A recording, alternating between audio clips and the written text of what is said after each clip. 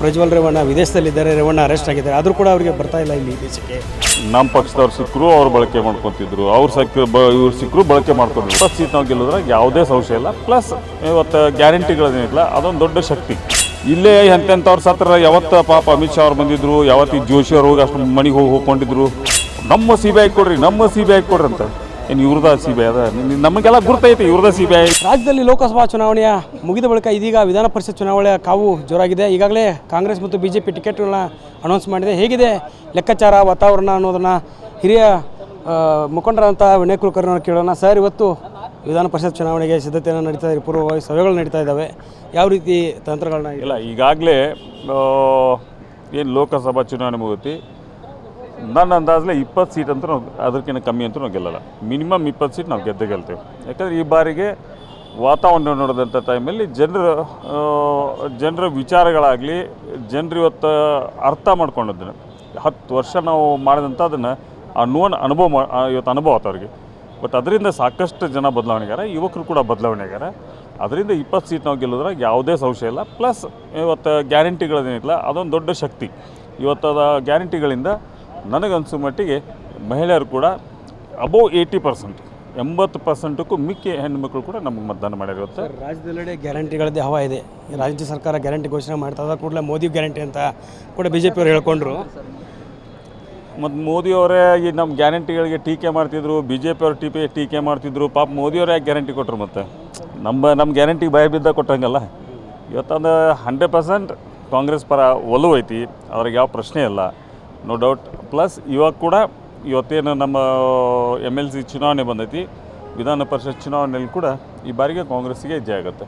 Sir, ಈಗ ನಿಮ್ಮ ಕ್ಷೇತ್ರ ಧಾರವಾಡ, ನೀವು ಹೊರಗಿದ್ದುಕೊಂಡೇ ಚುನಾವಣೆಯನ್ನು ಎದುರಿಸಿದ್ರಿ. ಯಾವ ರೀತಿ ಅಲ್ಲಿ ಇದೆ ಗೆಲುವಿನ ನಿರೀಕ್ಷೆ ಅಂತ? ಇಲ್ಲ, ನನ್ನ ಪತ್ನಿ ಇದ್ಲು, ಜೊತೆಗೆ ನಾನು ಕೂಡ ಸರೌಂಡಿಂಗ್ ಎಲ್ಲ ಕಡೆಯೂ ಸಾಕಷ್ಟು ದೊಡ್ಡ ದೊಡ್ಡ ಸಭೆಗಳನ್ನು ಮಾಡೀನಿ.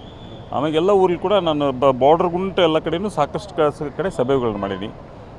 ಬಟ್ ಹೋಗಿ ಮತದಾನ ಹಾಕಕ್ಕೆ ನನಗೆ ಅವಕಾಶ ಕೊಟ್ಟಿದ್ದರು. ನಾವು ಹೋಗಿ ಮತದಾನ ಹಾಕಿ ಬಂದೆ. ಒಳ್ಳೆಯ ವಾತಾವರಣ ಐತಿ ನಮ್ಮ ಭಾಗದಾಗಂತೂ, ಸಾಕಷ್ಟು ಒಳ್ಳೆಯ ವಾತಾವರಣ ಐತಿ. ವಿಧಾನಸಭಾ ಈಗ ವಿಧಾನ ಪರಿಷತ್ ಚುನಾವಣೆಗಳು ನಡೀತಾ ಇದೆ, 6 ಕ್ಷೇತ್ರ ಈಗ ಟಿಕೆಟ್ ಹಂಚಿಕೆ ಆಗಿರುವಂಥದ್ದು. ಇದರ ಮುಂದಿನ ರೂಪುರೇಷೆಗಳು ಹೆಂಗಿರ್ತವೆ? ಇಲ್ಲ, ನಮ್ಮ ಪಕ್ಷದ ಕಾರ್ಯಕರ್ತರು, ಜೊತೆಗೆ ಆ ಭಾಗದ ಶಾಸಕರು, ಪಕ್ಷದ ಅಧ್ಯಕ್ಷರುಗಳು ಎಲ್ಲರೂ ಕೂಡ ಇವತ್ತು ಒಂದಾಗಿ ಕೆಲಸ ಮಾಡ್ತಾರೆ. ಒಂದಾಗಿ ಕೆಲಸ ಮಾಡೋದ್ರಿಂದ ಸಹಜವಾಗಿ ಆಮೇಲೆ ಇವತ್ತು ಸಂಘಟನೆ ಭಾಳ ನಮ್ಮ ಪಕ್ಷದಲ್ಲಿ ಒಳ್ಳೆ ಸಂಘಟನೆ ಐತಿ. ಸಂಘಟನೆ ಇರೋದ್ರಿಂದ ನಮ್ಗೆ ಯಾವ ತೊಂದರೆ ಆಗಂಗಿಲ್ಲ. ಒಳ್ಳೆ ಸಂಘಟನೆ ಇದ್ದಿದ್ದ ಭಾಳ ಮುಖ್ಯವಾದಂಥದ್ದು. ಬಟ್ ಅಧ್ಯಕ್ಷರು ಕೂಡ ಸಾಕಷ್ಟು ಮಂದಿಗೆ ಸಾಕಷ್ಟು ಇನ್ಸ್ಟ್ರಕ್ಷನ್ಗಳು ಕೊಟ್ಟಿರುತ್ತೆ. ಅದ್ರ ಮ್ಯಾಗೆ ನಾವು ಕೆಲಸ ಮಾಡ್ತೀವಿ. ಸರ್, ಈಗ ರಾಜ್ಯದೆಲ್ಲೆಡೆ ಎಲ್ಲ ಬರೀ ಪೆನ್ಡ್ರೈವ್ ಪ್ರಕರಣಗಳದ್ದು ಸಾಕಷ್ಟು ಸುದ್ದಿ ಆಗ್ತಾ ಇದೆ. ಪ್ರಜ್ವಲ್ ರೇವಣ್ಣ ವಿದೇಶದಲ್ಲಿದ್ದಾರೆ, ರೇವಣ್ಣ ಅರೆಸ್ಟ್ ಆಗಿದ್ದಾರೆ, ಆದರೂ ಕೂಡ ಅವರಿಗೆ ಬರ್ತಾ ಇಲ್ಲ ಇಲ್ಲಿ ದೇಶಕ್ಕೆ, ಸರೆಂಡರ್ ಆಗ್ತಾ ಇದೆ. ನೋಡ್ರಿ, ಅದು ತಪ್ಪೇ. ಆ ವ್ಯವಸ್ಥೆಯನ್ನು ತಮ್ಮ ಕೈಯಾರಿಂದ ಮಾಡ್ಕೊಂಡಂಥ ತಪ್ಪು. ಬಟ್ ಈ ತಪ್ಪನ್ನು ಸುಮ್ಮನೆ ಅದನ್ನು ಇದು ಮಾಡಿದ್ರಾಗ ಅವ್ರ ಲೈಫ್ ಬಿಟ್ಬಿಡಿ. ಅದು ಪಾಪ ಅಷ್ಟೊಂದು ಮಂದಿ ಹೆಣ್ಮಕ್ಳು ಪಾಪ ಅವರು ಸಮಾಜದಲ್ಲಿ ಇವತ್ತು ಯಾವ ರೀತಿ ಬದುಕಬೇಕು, ಫಸ್ಟ್ ಅವ್ರ ಬಗ್ಗೆ ಚಿಂತನೆ ಮಾಡಿರಿ. ಈ ರಾಜಕಾರಣ ಈ ವ್ಯವಸ್ಥೆ ದೂರಿಡ್ರಿ. ಬಟ್ ಆ ಹೆಣ್ಮಕ್ಳು ಅಷ್ಟು ಮಂದಿ ಜೀವನ ಏನಾಯ್ತು ಇವತ್ತು, ಆ ಹೆಣ್ಮಕ್ಳು ಸಮಾಜದಲ್ಲಿ ಯಾವ ರೀತಿ ತಲೆಯ ತೆಂಡಾಡಬೇಕು ಅನ್ನೋದ್ರ ಬಗ್ಗೆ ಅದು ಚಿಂತನೆ ಮಾಡುವಂಥದ್ದು ಭಾಳ ಅವಶ್ಯಕತೆ ಐತೆ. ಸರ್, 2ನೇ ಹಂತದ ಮತದಾನ ಪ್ರಕ್ರಿಯೆಯಲ್ಲಿ ಸಾಕಷ್ಟು ಇದೇ ಪ್ರಚಾರ ಆಯಿತು. ಸರ್ಕಾರ ಸಾಧನೆಗಳನ್ನ ಹೇಳ್ಕೊಂಡು ಪ್ರಚಾರ ಮಾಡಿಲ್ಲ BJPಯವರು ಅಂತ ಹೇಳ್ತಿದ್ದಾರೆ. ನಮ್ಮ ಸಾಧನೆಗೆ ಅವ್ರ ಮುಂದೆ ಏನು ಸಾಧನೆ ಮಾಡ್ಯಾರ ಅವ್ರು ನಮ್ಮ ಮುಂದೆ? BJP ಅವ್ರ ಸಾಧನೆ, ಕಾಂಗ್ರೆಸ್ ಸಾಧನೆ ಮುಂದೆ ಏನು ಸಾಧನೆ ಐತಿ? ಹಿಂದಿನ ಸರ್ಕಾರದಾಗ ಮಾನ್ಯ ಮುಖ್ಯಮಂತ್ರಿ ಸಿದ್ದರಾಮಯ್ಯನವ್ರು ಇದ್ದಂಥ ಟೈಮಲ್ಲೂ ತಾವು ಆಲಿಸ್ರಿ ಒಂದ್ಸಲ ಹಿಂದಿಂದ ಮಲಕ ಹಾಕ್ರಿ, ಇವತ್ತು ಮಲಕ ಹಾಕ್ರಿ. ಅವ್ರು ಮಾಡಿದ್ದೇನೆ ಏನಂತ ಮಲಕ ಹಾಕ್ರಿ, ನಾವು ಮಾಡಿದ್ದೇನು. ಆಮೇಲೆ ಇದ್ದಂಥ ನಮ್ಮ ಒಳ್ಳೊಳ್ಳೆ ಯೋಜನೆಗಳು ಅನ್ಸತ್ತೆ ಇವತ್ತು ಎಲ್ಲಕ್ಕಿಂತ ಮುಖ್ಯ ಕೃಷಿ ಭಾಗ್ಯ ಯೋಜನೆ. ನಾವು ಕೃಷಿ ಹೊಂಡ ತೆಗಿತಿದ್ವಿ, ಅದನ್ನಂತರೂ ಬಂದ್ ಮಾಡಿದ್ದು ನೋಡಿದ್ರೆ ಹೊಟ್ಟೆ ಉರಿತೈತೆ ನಮ್ಗೆ. ಆ್ಯಕ್ಚುಲಿ ನಾ ಆ್ಯಸ್ ಎ ನಾಟ್ ಪೊಲಿಟಿಷಿಯನ್ ನಾವು ರೈತಾಗಿ ಮಾತಾಡ್ತೀನಿ. ಯಾಕಂದ್ರೆ ಅಂತರ್ಜಲ ಮಟ್ಟ ಹೆಚ್ಚು ಮಾಡ್ಬೇಕಂದ್ರೆ ನಮ್ಮ ನೀರು ಮಳೆ ಆಗುತ್ತಾ ಹರಿದೋಗ್ಬಿಡುತ್ತೆ ಅಷ್ಟೇ. ಈ ಒಂದು ಲಕ್ಷಾಂತರ ಕೆರೆ ತೆಗೆದಂಥ ಟೈಮಲ್ಲಿ ಲಕ್ಷಾಂತರ ಕೆರೆಯಲ್ಲಿ ನೀರು ನಿಂತರೆ ಅಂತರ್ಜಲ ಮಟ್ಟ ಎಷ್ಟು ಹೆಚ್ಚಾಗುತ್ತೆ ನಮ್ಮದು? ಇವತ್ತು ಅಂತರ್ಜಲ ಮಟ್ಟ ಎಲ್ಲಿ ಕುಸ್ತೈತಿ? ಇದ್ರ ಬಗ್ಗೆ ಒಳ್ಳೆ ಚಿಂತನೆ ಮಾಡುವಂಥ ಬುದ್ಧಿ ಸದಕ್ಕಿಲ್ಲ ಅಂತಾರ ಅವ್ರಲ್ಲ. ಅದನ್ನು ಇಮಿಡಿಯೇಟ್ ಬಂದ್ ಮಾಡಿದರು, ಎಲ್ಲ ಯೋಜನೆಗಳನ್ನು ಬಂದ್ ಮಾಡಿದರು. ಪ್ರಕರಣವನ್ನು ರಾಜಕೀಯವಾಗಿ ಬಳಕೆ ಮಾಡ್ಕೊಳ್ತಿದ್ದಾರೆ. SIT ತನಿಖೆ ಸಂಪೂರ್ಣವಾಗಿ ಸರಿಯಾಗಿ ಆಗ್ತಾ ಇಲ್ಲ, CBI ಕೊಡಬೇಕು ಅಂತ ಒತ್ತಾಯ ಮಾಡ್ತಿದ್ದಾರೆ. ನೋಡ್ರಿ, JDS ಮತ್ತು BJP ನಮ್ಮ ಪಕ್ಷದವ್ರು ಸಿಕ್ಕರು ಅವ್ರು ಬಳಕೆ ಮಾಡ್ಕೊತಿದ್ರು, ಇವ್ರು ಸಿಕ್ಕರು ಬಳಕೆ ಮಾಡ್ಕೊಂಡಿರ್ಬೋದು. ನಾನು ಅದನ್ನೂ ಅಲ್ಲಗಳಂಗಿಲ್ಲ. ಬಟ್ ಈ ಪಕ್ಷದವ್ರು ಯಾರು ಸಿಕ್ಕಿದ್ರು ಅದನ್ನು ಭಾಳ ಚೆಂದ ಯೂಸ್ ಮಾಡ್ಕೊತಿದ್ರು. ಅವರು ನಮ್ಗಿನ್ನ 100 ಪಟ್ಟು ಯೂಸ್ ಮಾಡ್ತಿದ್ರು. ಇನ್ನೂ ಪಾಪ ಇಲ್ಲಿ ನಮ್ಮಲ್ಲಿ ಯೂಸ್ ಮಾಡೋಕೆ ಬರಂಗಂತವನ್ನೆಲ್ಲ. ಯಾವುದೋ ಒಂದು ಸಣ್ಣ ಪ್ರಕಾರ ಸಿಕ್ಕರೆ ಹುಬ್ಳಿ ನೇಹಾ ಕೇಸ್ ನೋಡಿದ್ವಿ, ನೇಹಾ ಹಿರೇಮಠ ಅಲ್ಲ, ಅದ್ರ ಬಗ್ಗೆ ಆಕೆ ಆದಂಥದ್ದು ಅನ್ಯಾಯ ನಮಗೂ ಇದೆ. ನಮ್ಮ ಅತ್ಯಂತ ಆತ್ಮೀಯ ಗೆಳೆಯರ ಮಗಳವಳು. ಬಟ್ ಅದನ್ನ ಯಾಕೆ ಅಷ್ಟು ಯೂಸ್ ಮಾಡಿಕೊಂಡ್ರು? ಎಲ್ಲಿಗೆ ಹೋಗಿ ಹಚ್ಚಿದಾರೆ ಅದನ್ನು? ಯಾರು ಒಬ್ಬರಲ್ರಿ ಇಲ್ಲೇ ಎಂತೆಂಥವ್ರು ಸತ್ರ ಯಾವತ್ತು ಪಾಪ ಅಮಿತ್ ಶಾ ಅವ್ರು ಬಂದಿದ್ದರು, ಯಾವತ್ತು ಈ ಜೋಶಿ ಅವ್ರು ಹೋಗಿ ಅಷ್ಟು ಮನೆಗೆ ಹೋಗ್ಕೊಂಡಿದ್ರು, ಒದರಾಡ್ತಿದ್ರು. ಅದ್ರಾಗ ಜೋಶಿ ಅವ್ರು ಹೇಳಿದ್ದು ಕೇಳಿಸ್ಕೊಂಡ್ರಿ?